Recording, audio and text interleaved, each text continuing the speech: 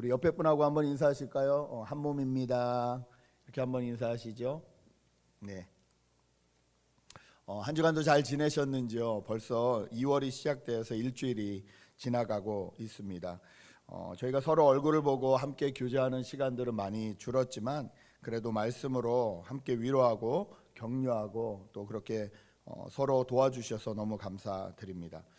저희는 사도행전과 서신서를 계속해서 연결해서 하나님의 말씀을 살펴보고 있습니다.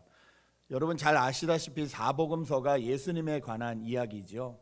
그렇다면 사복음서 뒤에 나오는 사도행전은 그 예수님을 어떻게 받아들였는가, 그 예수님을 받아들인 사람들은 어떻게 살았는가에 대한 이야기입니다. 다시 말해 제자들의 이야기지요. 이 사도행전은 어쩌면 지금도 제자로 불림받은 모든 그리스도인들의 삶의 모형이라고 할 수 있겠습니다. 저희가 이 사도행전을 살펴보면서 특별히 바울을 중심으로 살펴보고 있습니다. 지도를 한번 보시면 좋겠는데요. 바울이 1차, 2차, 3차에 거쳐서 계속해서 복음을 전하고 다녔는데 그 중심지는 지금 지도에 나온 것입니다. 저 오른쪽 맨 밑에 예루살렘에서부터 시작된 이 복음 운동이 수리아 안디옥을 베이스 기지로 삼고 선교 중심지로 삼아서 그 선교 후원교회, 수리아 안디옥이 후원교회가 되어서요. 거기서부터 1차, 2차, 3차에 거쳐서 바울과 많은 사람들이 같이 전도 여행을 하죠. 에베소 중심 보이십니까? 가운데 있는 에베소 교회 보이실 거고, 왼쪽으로 가시면 위쪽으로 가면 빌립보와 데살로니가, 저 지역을 성경은 마게도냐 지방이라고 합니다. 이게 스테이트냐 시티냐 구별할 필요가 있는데 빌립보 데살로니카는 시티 이름이고요. 저 동네를 전체 마게도냐라고 한다 그러죠. 그 밑으로 쭉 내려오면 빨간색으로 고린도라고 되어 있습니다. 저기는 스테이트로는 아가야라는 곳인데 저기서 지금 바울은 편지를 쓰고 있는데 어느 쪽으로 쓰냐면 왼쪽 끝에 있는 로마, 저희가 너무 잘 아는 이 장화 모양이 되어 있는 이탈리아 로마죠. 그 로마에 있는 성도들에게 편지를 쓰는 것이 이 로마서라고 말씀을 드렸습니다.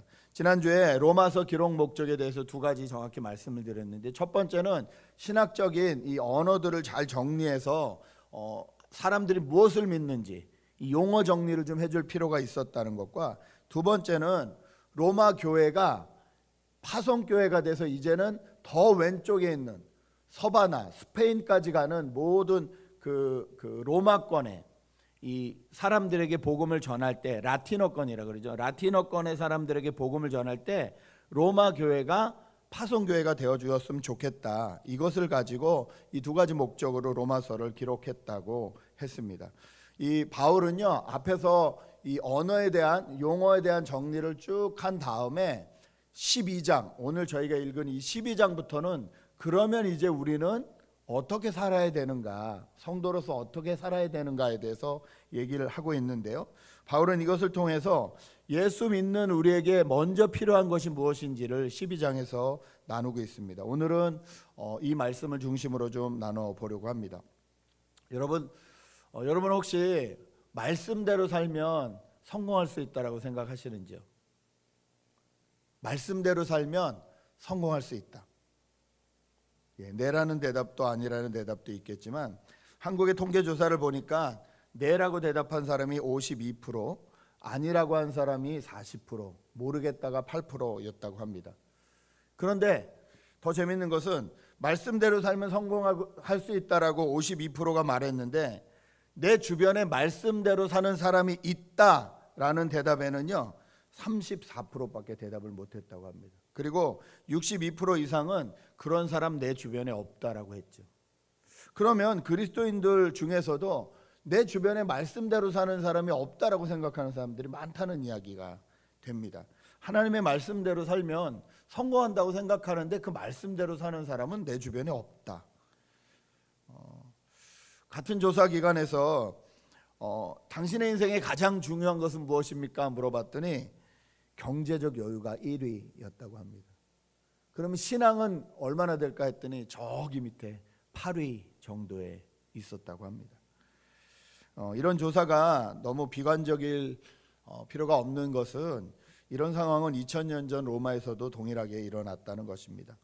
지난번에도 말씀드렸듯이 로마에 살고 있는 성도들은요 그 자기가 살고 있는 세상에서 가장 세상적인 그 모든 것을 가지고 있는 나라에 살았습니다.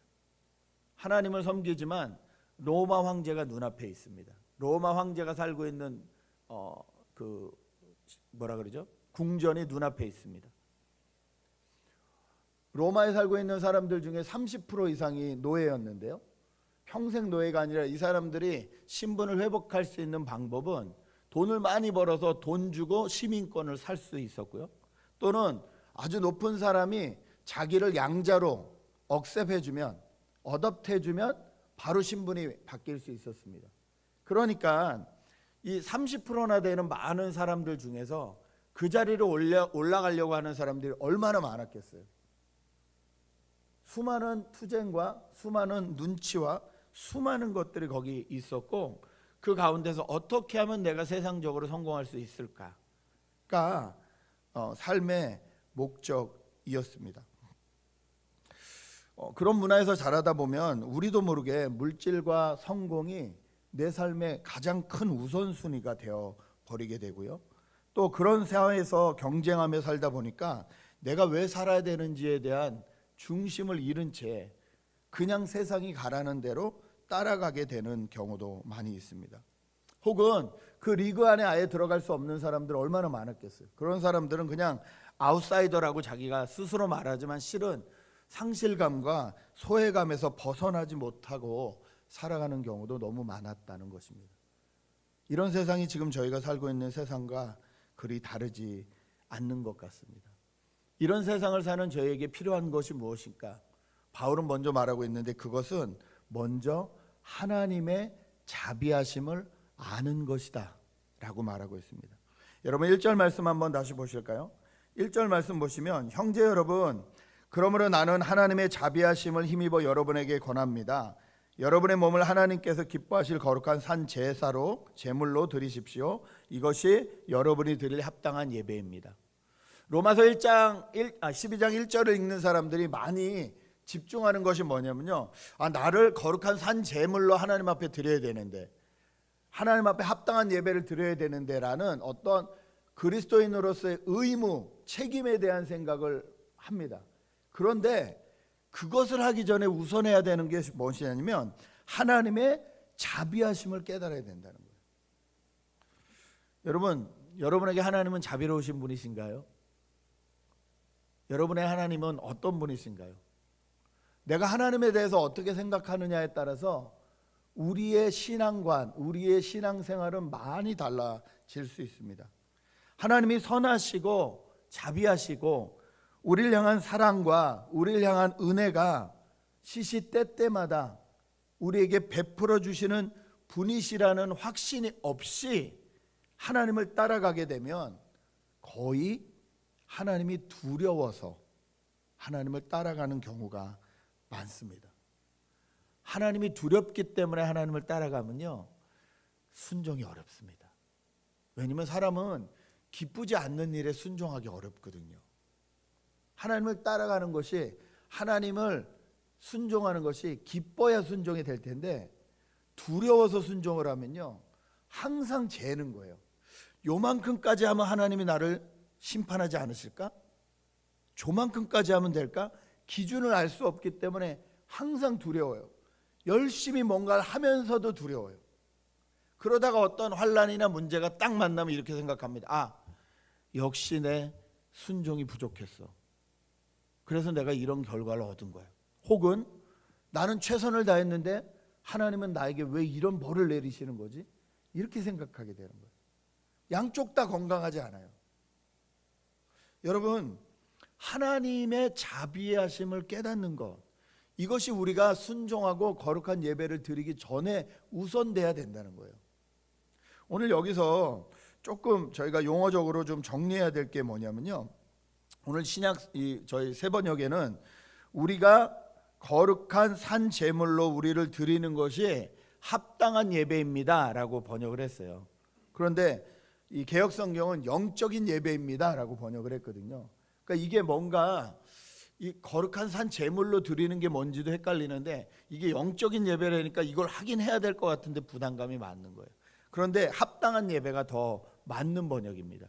reasonable이라고 영어 성경에 써 있을 거예요. 이게 합당하고 합리적인 예배라는 거예요. 근데 뭐냐면 나를 거룩한 산 제물로 드리라는 거예요. 나를 거룩한 산 제물로 드린다는 게 도대체 어떤 걸까? 이걸 제대로 하기 위해선 하나님에 대한 생각이 많아야 된다는 거예요. 하나님이 자비로우신 하나님이심을 깨닫게 되면, 하나님의 그 사랑과 은혜에 대해서 의심하지 않게 되면 우리는 날마다 모든 삶을 거룩한 산 제물로 드릴 수 있게 됩니다. 그런데 이거에 대한 확신이 없으면 어려워진다는 거예요. 여러분, 어떤 상황에서도 우리가 하나님의 자비하심과 하나님의 사랑하심을 의심하지 않을 수 있는 최고의 기준은 하나님이 예수 그리스도를 우리를 위하여 이 땅에 보내주셨다는 겁니다. 여러분, 그 어떤 부모도 남의 자식을 살리기 위해서 내 자식을 내어주는 경우는 없습니다. 그런데 하나님은 이 일을 하셨어요. 저와 여러분이 착하고 바르게 살 때 이 일을 하신 게 아니에요. 하나님 없다 하고 하나님을 부정하고 하나님에게서 멀리 떨어져 있을 때에 이 일을 하셨습니다. 그리고 말씀하셨어요. 예수 그리스도를 통해서 너의 모든 죄를 다 사했다. 페이오프 됐다. 그러니 이제 다시 나와 교제하며 살자. 하나님은 이 계획을 한 번도 어기신 적이 없어요. 지금도 그렇습니다. 여러분 그러지 않으세요? 여러분이 생각해도 하나님 앞에 내가 정말 나는 최선을 다하고 100% 다하고 있다라고 생각하시는 분이 얼마나 계실까요? 언제나 죄송하고 언제나 부족하고 언제나 내 맘대로 할 때도 많고 내 뜻대로 할 때도 많잖아요. 하나님이 그때마다 다 짚으시고 너 이거 왜 이렇게 해? 너 저거 왜 이렇게 물으신다면 과연 나만 할 수 있는 사람이 어떻게 될까요? 그런데 우리는 하나님 앞에 내가 죄인임을 깨닫고 그 죄값을 내가 다 치를 수 없음을 깨닫고 하나님이 예비해 주신 그 예수 그리스도 앞으로 돌아가게 되면 하나님이 얼마나 자비로우시고 하나님이 얼마나 사랑이 많으신 분이심을 날마다 깨달아 알게 된다는 것입니다. 그때 우리의 삶을 거룩한 살아있는 제물, living sacrifice로 드릴 수 있게 된다는 거죠. 메시지 성경은 1절을 이렇게 번역해 놓았습니다. 여러분의 매일의 삶, 일상의 삶, 자고 먹고 일하고 노는 모든 삶을 하나님께 헌물로 드리십시오. 하나님께서 여러분을 위해 하시는 일을 받아들이는 것이 바로 여러분이 그분을 위해 할 수 있는 최선의 길입니다. 우리가 드릴 수 있는 최고의 예배가 뭐냐면요, 먹고 자고 일하고 놀고 하는 모든 일상을 통해서 하나님과 동행하면서 하나님이 우리를 위하여 하신 이 일을 받아들이는 것. 하나님 이 일에 나를 이렇게 인도하셨군요. 이 상황 가운데서도 하나님이 나를 이렇게 붙들고 계시는군요. 이것을 인정하고 그 하나님과 동행하는 것, 그것이 영적인 예배고 그것이 리즈너블한 예배라는 거예요. 여러분, 우리가 우리 자신을 산 제물로 드릴 수 있는 방법은 하나님의 자비하심을 깨닫고 하나님과 동행하는 거라는 거예요. 지난 한 달 어떻게 하나님과 동행하셨는지요? 또 이번 한 달 어떻게 하나님과 새롭게 동행하길 원하시는지요? 부담감으로 하나님 앞에 나를 거룩한 산 제물로 드려야 되는데, 내가 영적인 예배를 드려야 되는데, 이렇게 생각하지 마시고 얼마나 하나님이 나에게 자비로우신 분이신지 하나님에 대한 묵상을 더 많이 하시는 저와 여러분 되셨으면 좋겠습니다. 그러면 그 뒤의 일은 저절로 따라오게 될 것입니다. 두 번째로요, 바울이 우리에게 필요한 것은 시대를 분별하는 마음이라고 말하고 있습니다. 2절입니다. 여러분은 이 세대에 풍조를 본받지 말고 마음을 새롭게 함으로 변화를 받아서 하나님의 선하시고 기뻐하시고 완전한 뜻이 무엇인지를 분별하도록 하십시오. 세상이 맞다라고 말하는 길이 있고요, 하나님이 맞다라고 말하는 길이 있다는 거예요. 2절은 영어 성경에서 뭐라고 하냐면요, 이 세상에 컨폼하지 말고 마음을 새롭게 하여서 트랜스폼하라고 기록하고 있습니다.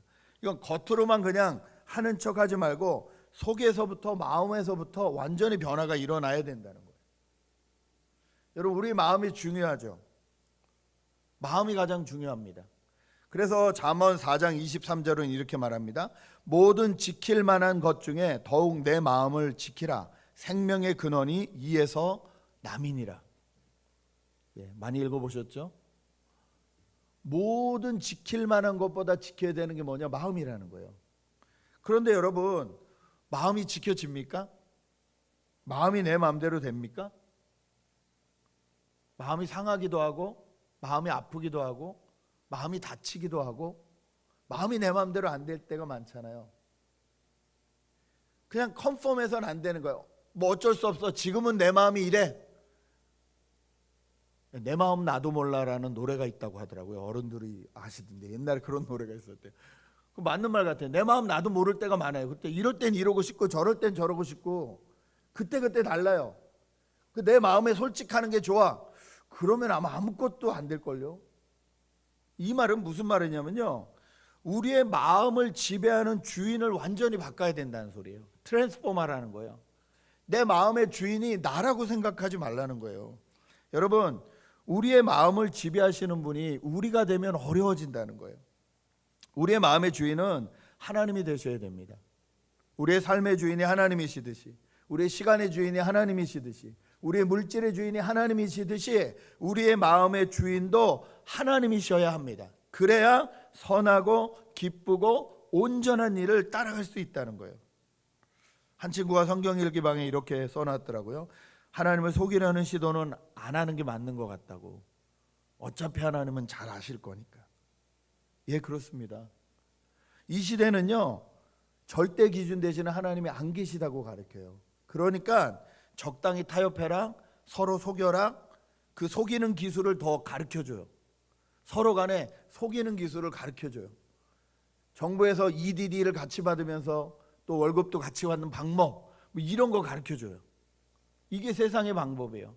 그런데 하나님이 계시다고 믿는 사람은요, 마음의 주인이 바뀌었기 때문에 그렇게 말하는 세상의 속임수가 오히려 보이게 된다는 거예요. 세상을 바라볼 수 있는 눈이 생긴다는 거예요.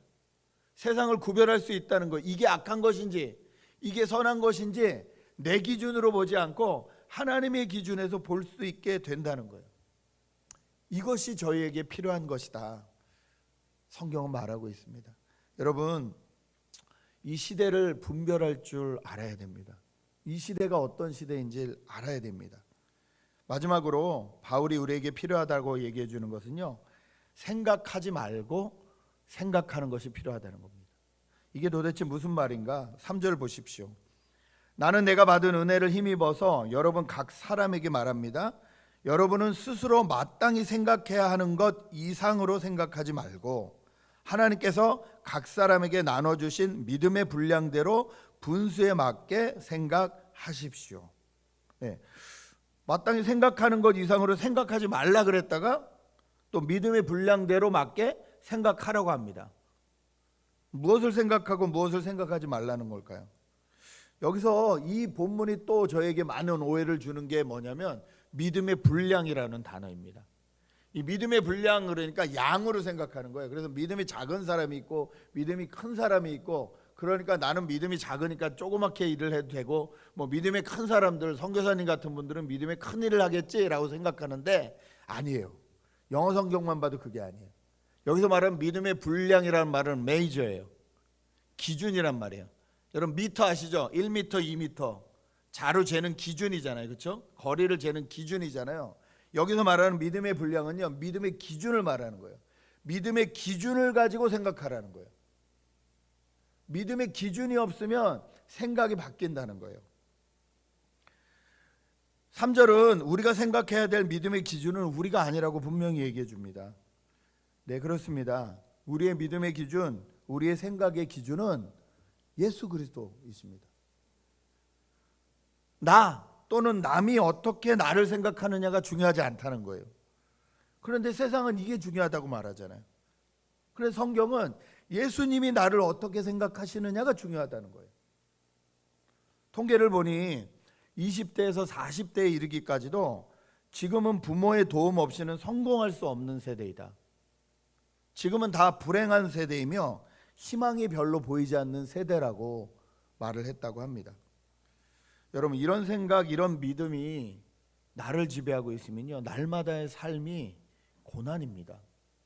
이런 세상 살아서 뭐하나? 또는 이런 가치관이 나를 지배하고 있다면요, 이걸 위해서 내가 살아야 돼요. 얼마나 힘든지 몰라요. 그런데 우리의 믿음과 생각의 기준이 예수님이 되면 세상이 말하는 성공과 행복, 희망의 기준들이 다 달라집니다. 저희가 재작년에 저희 교회 주제곡을 불렀던 곡이 모든 것이 주님의 은혜라면 이란 곡이었어요. 기억하시는지요? 모든 것이 주님의 은혜라면 내 삶에 당연한 것은 하나 없습니다.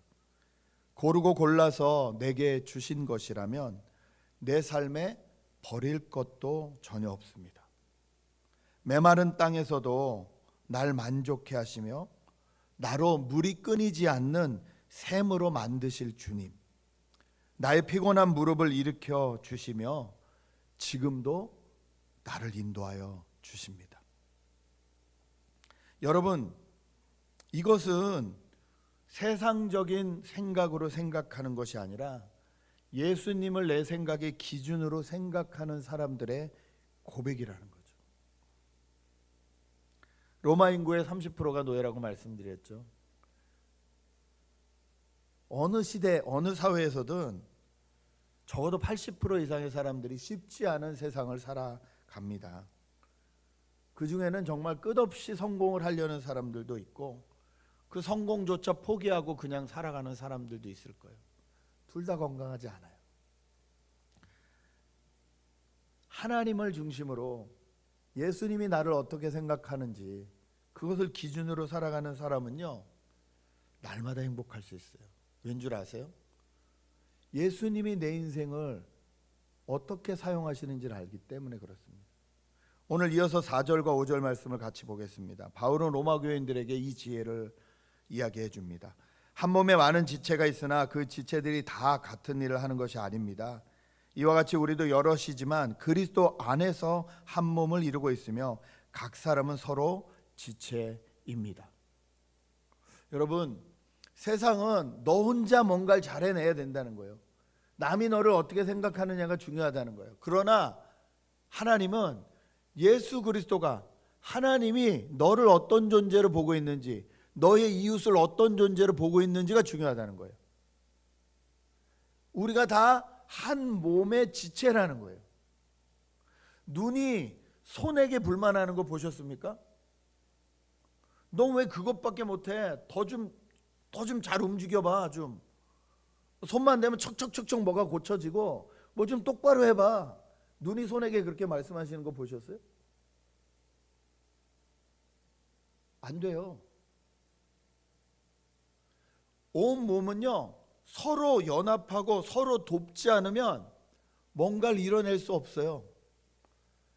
제 눈앞에 아무리 맛있는 것이 있어도 손이 없으면 먹을 수 없어요. 바라보고만 있을 수도 없어요. 어떤 훌륭한 일을 하려고 해도 눈이 감겨버리면 앞뒤 구별이 안 돼요. 아무것도 할 수 없어요. 바울은 하나님이 우리를 어떻게 보고 계시는지를 보라는 거예요. 그럴 때 드디어 우리가 어떻게 살 수 있는지가 결정된다는 거예요.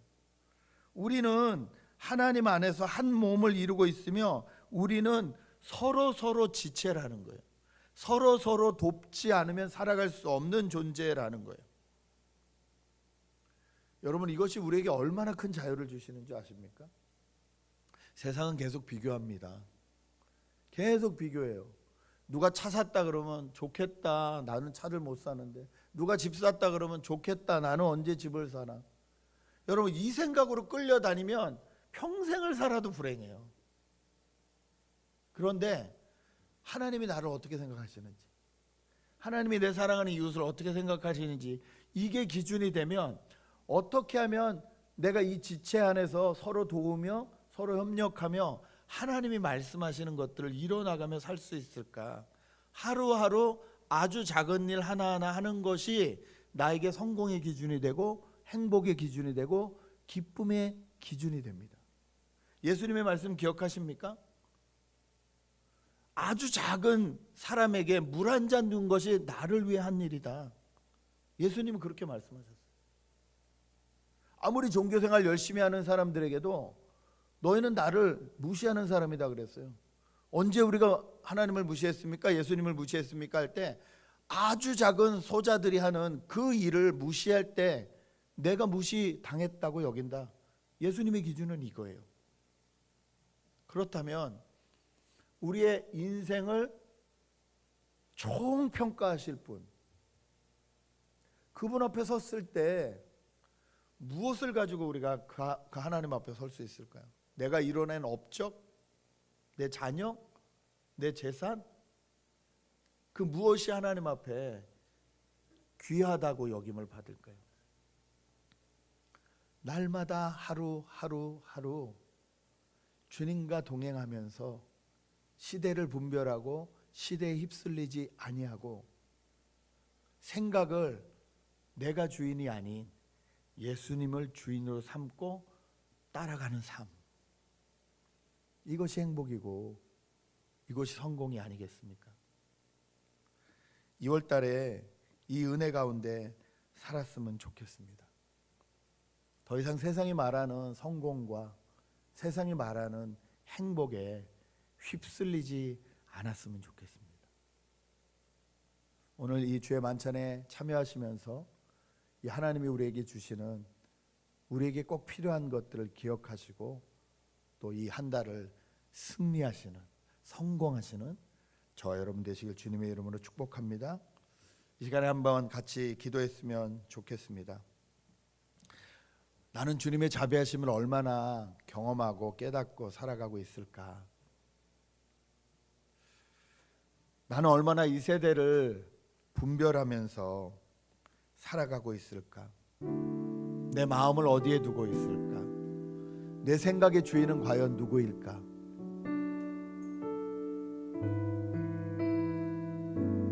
주님의 만찬을 떼기 전에 우리 스스로를 돌아보며 함께 기도하는 시간이었으면 좋겠습니다. 함께 기도하시겠습니다. 주님,